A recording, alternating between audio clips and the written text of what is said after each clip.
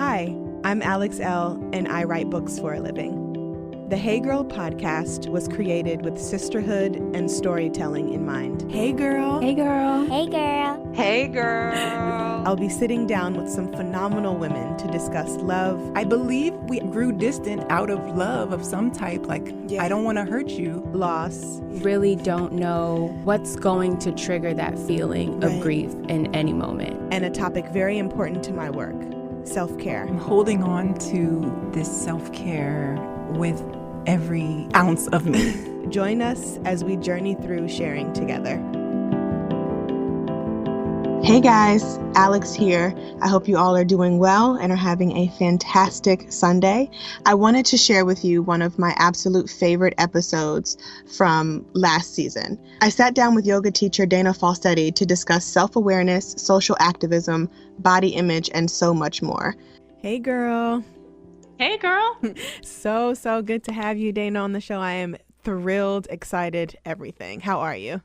I'm so great, and I'm so excited to talk to you because I feel like we've known each other for a while, but we've never really had a chance to really talk. So I'm so stoked. Yes, I feel the same way. So without further ado, I'm really familiar with you and your story from what you've shared on social media and the side conversations that we've had.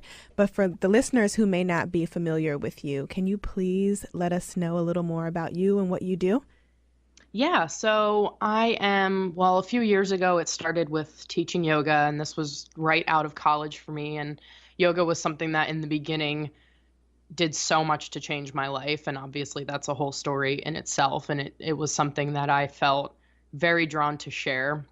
And so I started traveling and teaching. And with that, social media and everything kind of took off. And, through my personal practice and also through sharing yoga, I have come to learn so many lessons. And so with that, everything has sort of shifted. So lately I'm still teaching yoga, but I've shifted to more speaking engagements, and I'm trying to talk to kids and talking about sexuality and body image, social justice, marginalized bodies, all of these things. So definitely this bigger message of being sort of, very self-aware as a starting point, and then from there sort of fostering that awareness everywhere else in your life.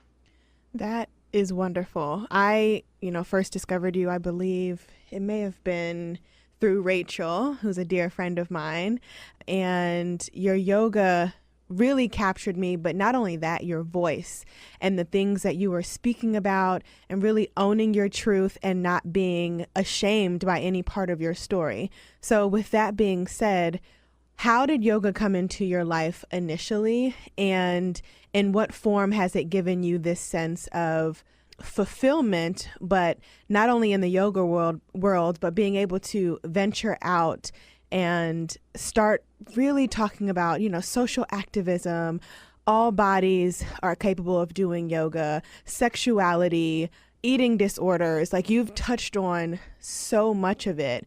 Was yoga the core start of you finding your voice, or had you always kind of dabbled with speaking out about those things that are important to you?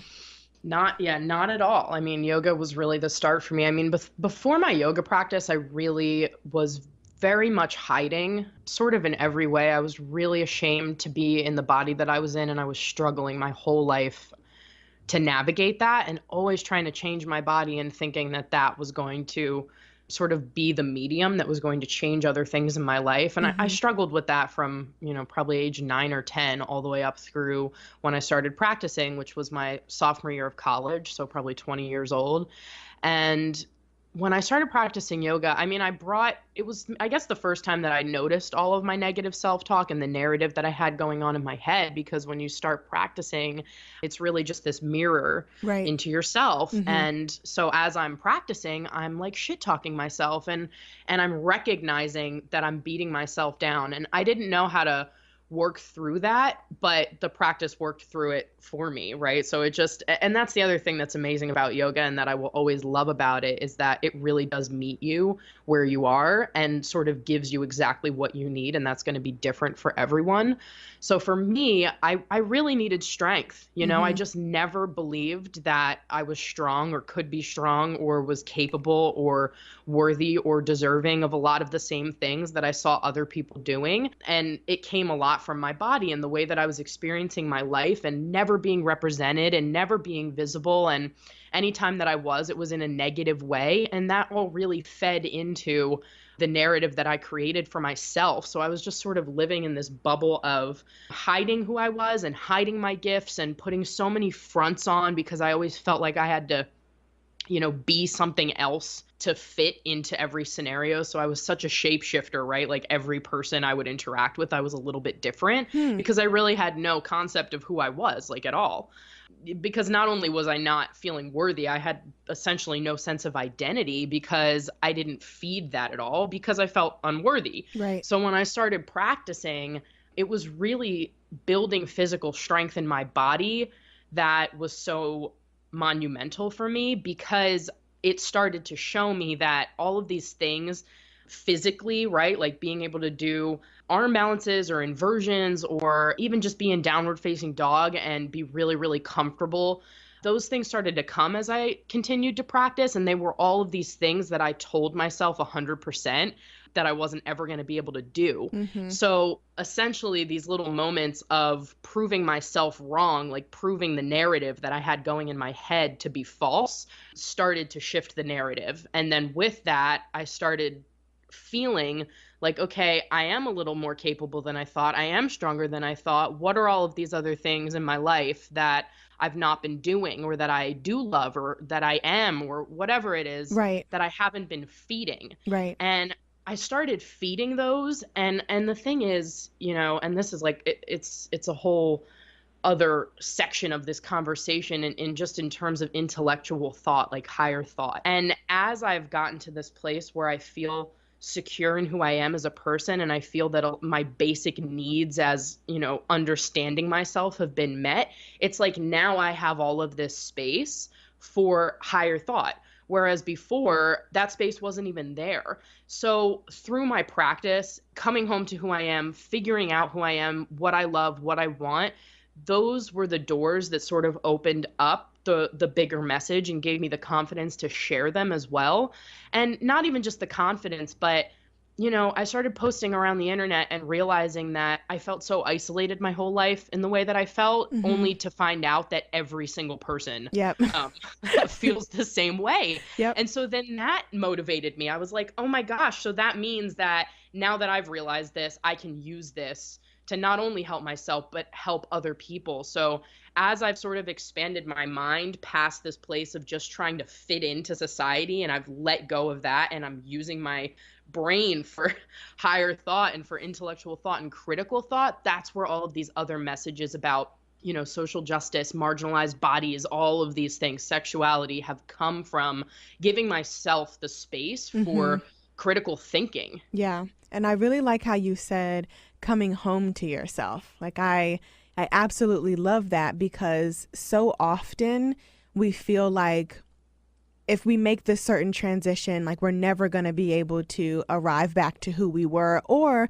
to our truest self. So with that being said, aside from yoga, did you notice any shifts in your life, in your relationships, be it with men or women, be it platonic or romantic, be it with family? Did you notice things really start to shift for you in your interactions?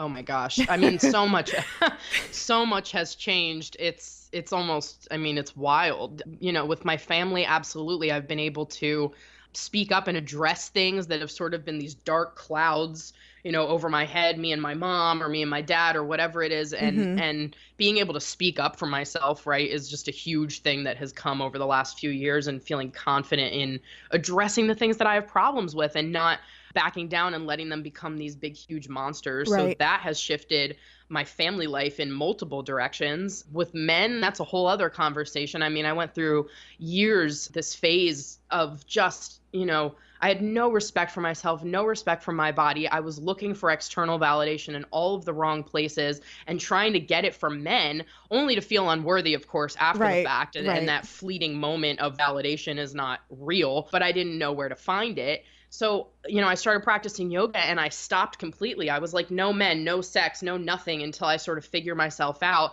And now my relationship with men has changed, and my sex life has changed, and my relationship to my body has changed. And, yes, my relationship with my friends have changed, people who have not been truly serving me, being a people pleaser my whole life Yeah. as a way to deflect meant that I had a lot of people in my life who weren't really, there was no balance, Yeah. just giving and giving and giving and needing to, come away from that a little bit. So absolutely. I mean, in changing this relationship with myself and especially with my body, because that was such an identifier for me, that has really given me the voice and the understanding of what I need to be able to shift those relationships in my life. Man, that is absolutely everything, because I found my voice with writing, and the more open I could be with myself and my truth, the more open I could be with those around me, specifically when it came to my family life, because I felt silenced for so long, even though I was always raised to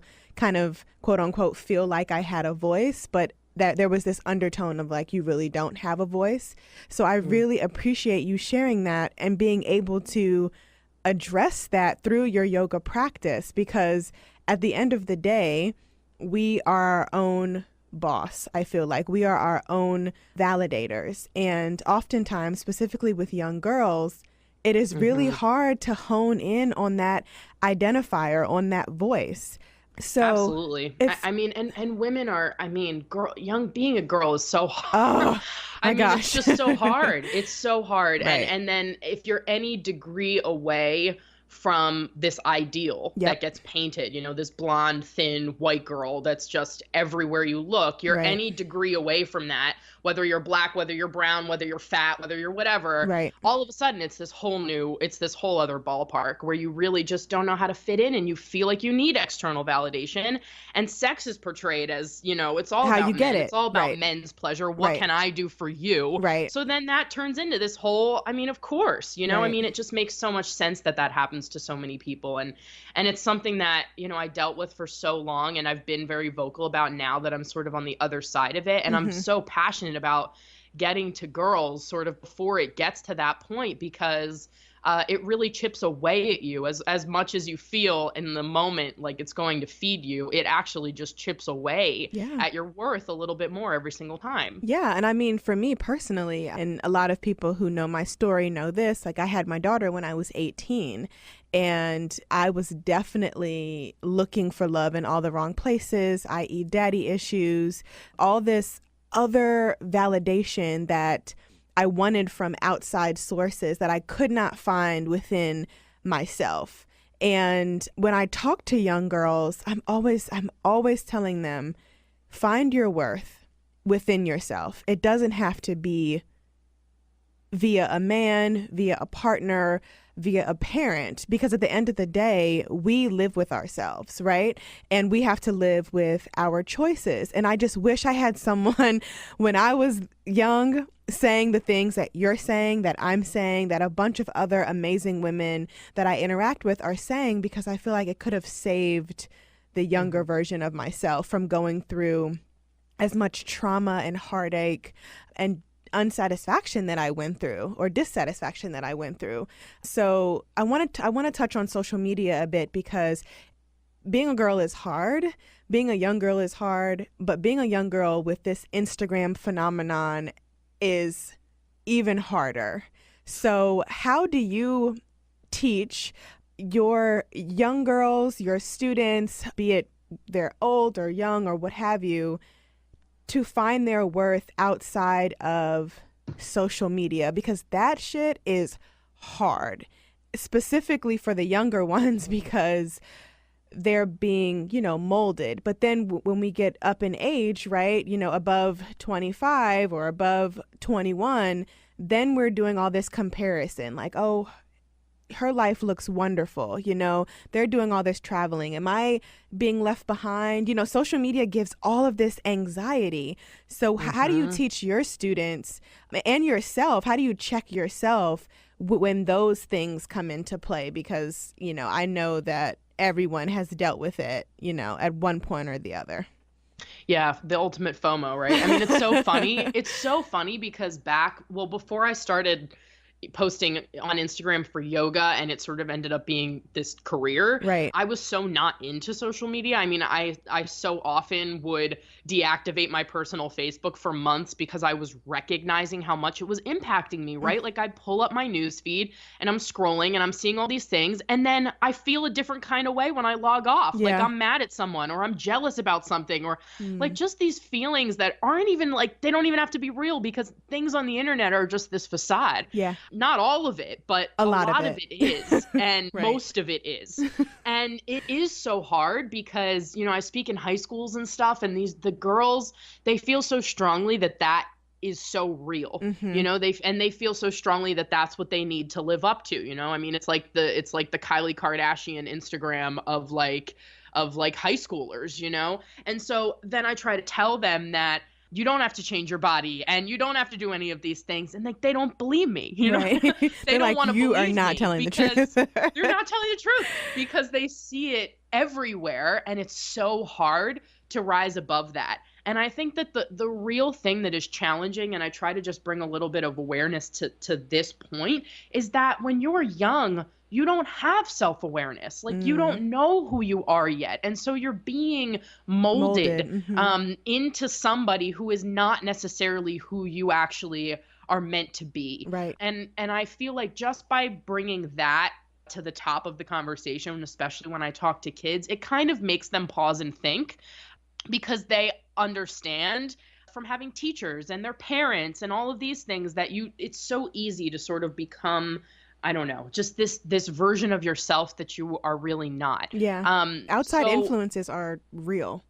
Absolutely. And whether it's coming from your parents or a teacher or a friend or an account that you follow, I mean, it's all, it shifts the narrative, right? Yeah. I mean, it shifts the narrative, the story that you're telling yourself. So it really is, that's why self-awareness is so important to me. And I really feel like self-awareness is sort of the root of everything. Like everything moves from there. So I try to instill that, and exactly what you said about finding your worth from something that's within yourself, and recognizing that no matter how many times you try to find it externally, that will always be fleeting. That's as transient as your body, or as, anything else that is external. And then, for myself, it's sort of like, the hardest thing about social media probably is the wide array of comments, right? It's like the wide variety of the way that people respond to things. And it's been so interesting to me, because it's helped me, though, to understand that just like my yoga practice, right? People meet you where they're at. Yep. And no matter what I do, no matter what I say, everybody is going to take it differently, because you're meeting me with your, however many years of experience you've been alive, and you're seeing this post, and you're going to take it for the way you want to take it, what you want to see. And so I try not to attach either way. And that's the other thing that I think comes with time and self-awareness and self-worth is remaining in this place of neutrality, where I'm not, to me, I am not an inspiration. Just like to me, I am not a fat whale. I am not, I'm just myself, and I am just putting myself out there. I'm sharing my thoughts. I share vulnerably in the same way that you do with writing, and just sort of sharing my experiences and putting them out there. And I recognize that everybody is going to respond differently. So as much as I try not to internalize negative things that people have to say about me, I try not to internalize positive things that people have to say about me, because just as much as I don't need to victimize myself, I also don't need to inflate my ego. I just need to be myself and be in this neutral place of knowing who I am. And that is really the security in this time of like everything being online and so much social media interaction. This concept of neutrality and knowing who you are is so important to not being pulled in every direction by what is going on around you. I'm super happy that you've tuned into the podcast. Whether you're new here or a seasoned supporter, I want to stay connected. You can find me on the gram at Alex_Elle. And if you want something new to read, my new book, Neon Soul, is in stores now. In the meantime, make sure you rate and review on iTunes. And if you love the show, make sure you share with a friend. Do you still have moments of vulnerability when you share certain things? Because, I feel like a lot of people are still shocked by you. Like, Yeah.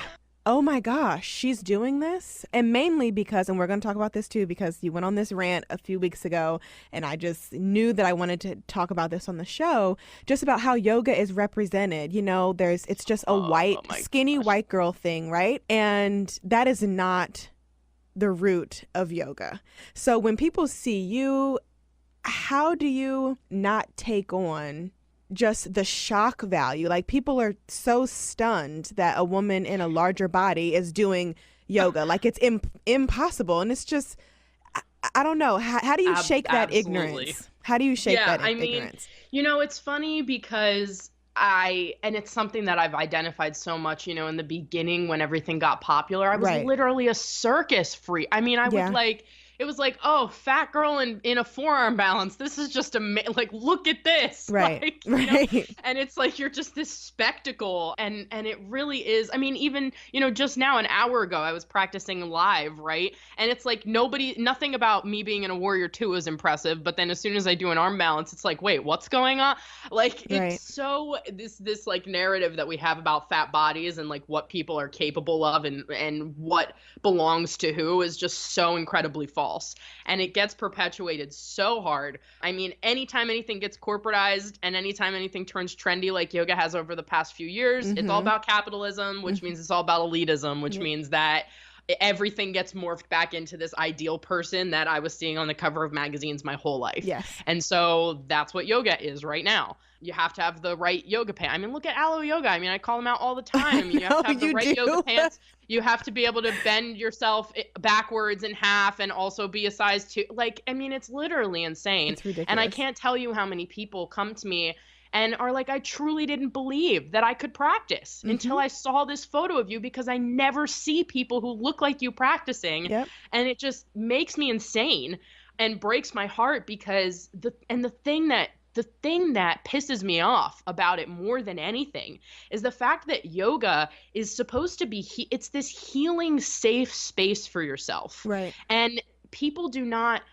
you know, I mean, yes, there are people who come to the practice you know, just for the physicality, just for the fitness aspect. And I think that, or I hope that over time that shifts. And I get that that's what brings people to the practice, because we have egos and we're also visual, and, you know, it all makes a lot of sense to me. But yoga, people come to yoga from trauma. Right. You know, people come to yoga to heal darkness that is existing within themselves. And so this painting of yoga being, you know, butterflies and rainbows, handstands on the beach, is just, it's a detriment to what it is meant to do and the purpose that it's supposed to serve. In the same way that I go on my public Facebook page and I'm trying to post something about what's been going on the last few days in the world. Right. And it's like, oh, stick to yoga. I just want to see namaste. I hope you have peace in your heart. Oh. And I'm like, spirituality and the yoga practice are not a cop-out. Right. You don't get to use, I mean, that's privilege right in itself. You're literally showing your elitism, the fact that you've co-opted spirituality as a concept and are now using it to avoid things like the humanity. Right. And social justice is mind-boggling to me. Yoga is about action. And is about knowing yourself and is about doing no harm and all of these things. It is not a pretty backbend. It's not about peace and love and light all the time. No. That is not, okay, I'm just going to send that whole situation in Charlottesville love and light. Can you freaking imagine? Like, exactly. What? No, it's insane. Like, the people who comment, like, look to the sky, like, hold peace. I'm like, look to the sky. Like, it's like, I mean, and it's just mind-blowing, and it sucks, but it makes so much sense, because look at what people think this practice is. Right. So then I open my mouth, and from a place that is not feeding privilege or feeding elitism or feeding like this happy yoga bubble, and people lose their minds, which is so funny to me, because the whole point of this practice, for me at least, has been fostering this awareness in myself so that I can do better in my life, so that I can serve myself, my relationships, and also every other person better. You know, being able to understand the experience of others. I truly believe that you are unable to do that until you understand yourself. So we have people who are, you know, mostly empty and disconnected from who they are. And it's all just this inflated falsity. It's this ego, right? And until you can diminish that, there's no space to care about the experience of others. There's Right. no space to even begin to understand. And that's what is so frustrating to me, is that that's what this practice is about. You come home to yourself so that you can then be secure enough to open your eyes to what is going on around you. Mm-hmm. Yep. Listen, you said it all. I'm like, hype. You literally said it all. And that's why I wanted to have you on the show, because I knew, like, I love your Instagram stories when you are chatting about everything, but specifically about topics like this. And I was like, I need to have Dana on the show because she is going to light it up and she is going to speak some truth, because a lot of people think that yoga is this, it's the Om symbol, it's peace and love, it's love and light, in which it all is. But how are you cultivating self-awareness within your practice and on and off your mat? And with a woman like you, not only are you standing up for what you believe in, not only are you teaching what you believe in, but you're speaking up. And that's rare. People don't speak up. They stick to one thing. And I mean, that's cool for some people, but if you have a voice, use it. Yes. Thank you. And that's the other thing that, is so frustrating. I'm so hyped. You have no idea. No, I can tell, and I love it. It's so frustrating to me, just about social media in general, and just in terms of understanding your privilege. Like, I understand so strongly that because I am a white woman, that people listen to me and value what I say more than a whole lot of other people. Right. And that I only have this one degree of marginalization, and that is my body. But aside from that, I do fit this ideal and people listen to me. And that's why there's so many people on social media who fit that. And I'm like, why aren't you speaking? You've got hundreds of thousands of people following you. Yeah. Are you going to lose some people? Are you going to have some white people get real mad when you blow up their bubble? Yeah. But what are you doing? Right. You know what I mean? And especially if you attribute, your life and your career to yoga, what are you doing? Right. And it only just makes what are sense you to feeding? speak up. What are right. you feeding? Are you feeding yoga as a practice that is meant to be healing and meant to change the world, or are you literally just feeding capitalism? Because that's the real there's question. Sort of two sides Yes. to it, and that's what it is. That is the real question. Okay, so moving on real quick. Sexuality and being in the yoga space and being in the body that you're in. Okay, so I DM'd you the other day because I was trying to watch your Instagram live and I just couldn't, because the comments from men were off the chain. And as a woman who has done so much work on herself, talking about you, how do you not slip back into dark places when people are not only hyper sexualizing your body without your permission and saying just the most off the wall stuff ever? And I ask that because there are a lot of people who don't know how to separate the two. The voices are loud either way.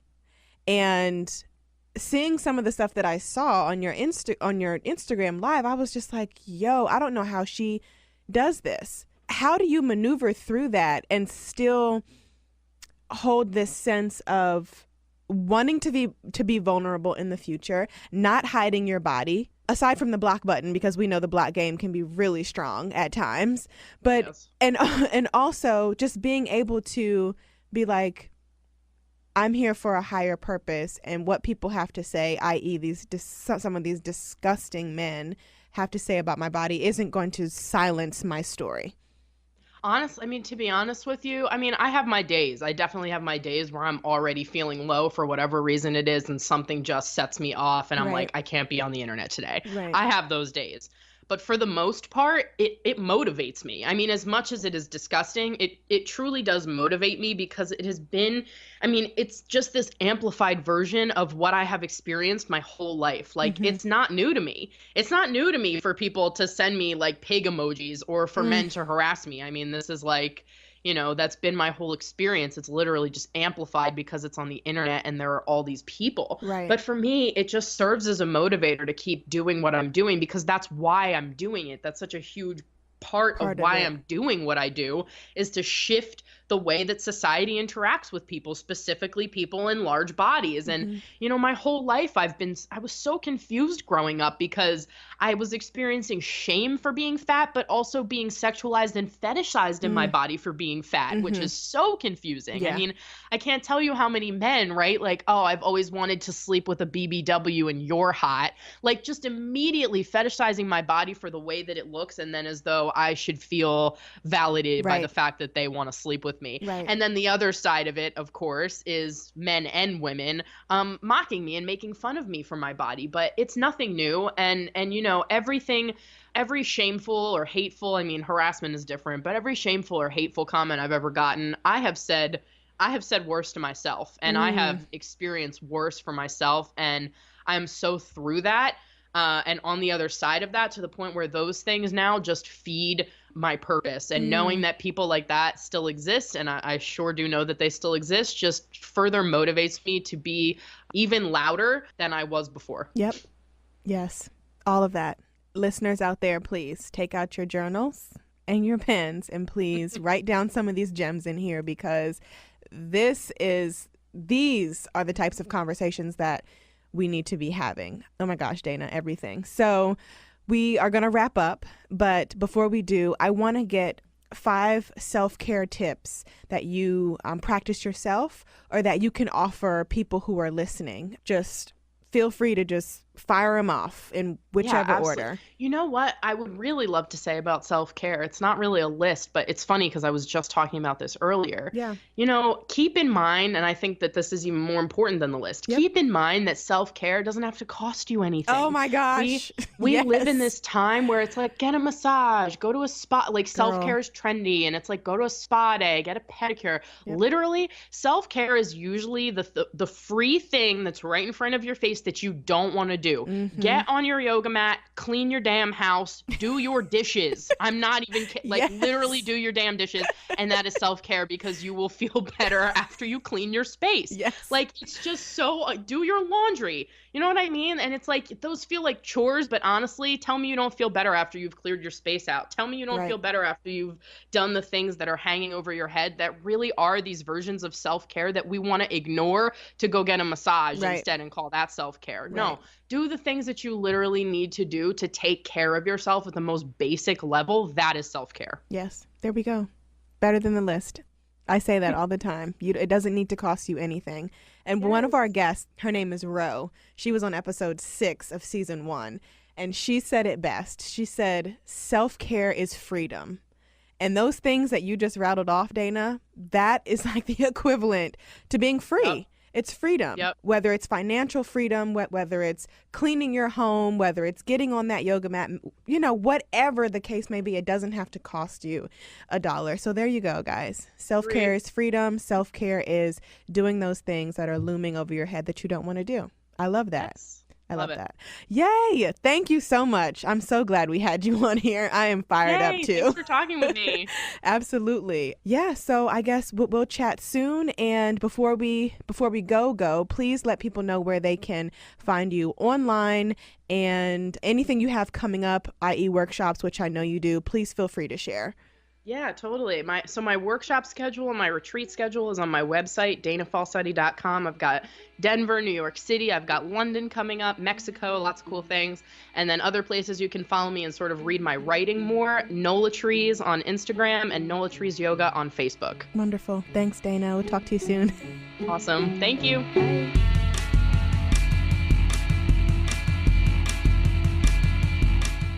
Hey Girl is a member of the District Productive Network. Produced by Jamie Benson and me, Alex Elle. Music provided by DC's own Kokai.